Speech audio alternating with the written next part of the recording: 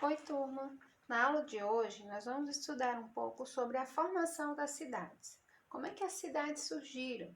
Quem foram os povos que habitaram aqui o nosso país? Então, para começar, vamos analisar essa imagem.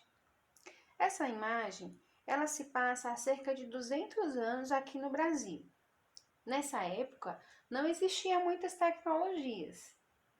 Mas se observarmos bem essa imagem, tem alguns objetos que não pertencem a essa época.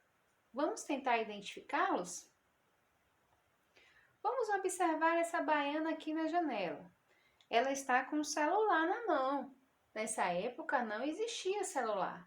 A comunicação era feita oralmente, presencial ou através de cartas que levavam meses para chegar ao seu destinatário. Olha só esse casal aqui na carroça. Eles também estão com o aparelho celular. E essa criança com o celular na mão? Mais um objeto que não pertence a essa época. O celular, o fone de ouvido. Mas vamos observar essa baiana e esse menino aqui. Ela está comprando mercadorias. Nessa época não havia dinheiro, não havia moeda. As relações comerciais se davam através de trocas, então não existia dinheiro nessa época. Olha aqui mais um casal interessante: óculos escuro, máquina de fotografar e o relógio de pulso. Nessa época ainda não existiam os relógios de pulso, e sim os relógios de bolso. Então nós vimos vários objetos que não pertencem a essa época. Mas vamos descobrir agora quem foram os primeiros habitantes do nosso país. Então, os primeiros grupos. Nos primeiros tempos de formação do Brasil, 3 grupos étnicos conviviam: os indígenas, os africanos e os portugueses. Vamos estudar um pouquinho de cada um deles. Os indígenas. Há mais de 500 anos, os europeus encontraram nas terras, aqui no Brasil, diferentes povos indígenas. O primeiro contato foi feito com os indígenas na tribo Tupi. Nesse grupo, o trabalho era feito para o sustento da comunidade e não havia um comércio. Então, como era distribuído esse trabalho? Os homens caçavam, as mulheres plantavam alimentos como a mandioca, o milho e a batata doce. E a pesca e a colheita era feita por todos da aldeia, inclusive as crianças.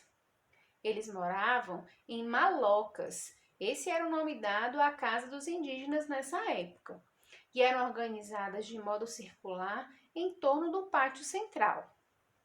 Então aqui nós temos uma imagem de como era uma tribo indígena nos anos de 1500. Essas casas, essas moradias eram feitas de palha e troncos de madeira. Outros povos que chegaram aqui no Brasil foram os portugueses. Então, os colonizadores portugueses chegaram no Brasil para explorar o território brasileiro. Mas eles escravizaram os índios. E escravizaram por quê? Eles queriam que os índios extraíssem uma árvore muito importante aqui no nosso país, chamada de pau-brasil, porque essa tinta que soltava da árvore era importante para tingir os tecidos das roupas dos portugueses, e esse tecido custava muito dinheiro. Os portugueses se sentiam senhores da nossa terra e achavam natural tomar posse dela e de seus habitantes, fazendo dos nossos índios escravos. Para os indígenas, a chegada dos portugueses em suas terras resultou numa grande destruição de grande parte da população, enfraquecendo sua cultura e perdendo suas terras.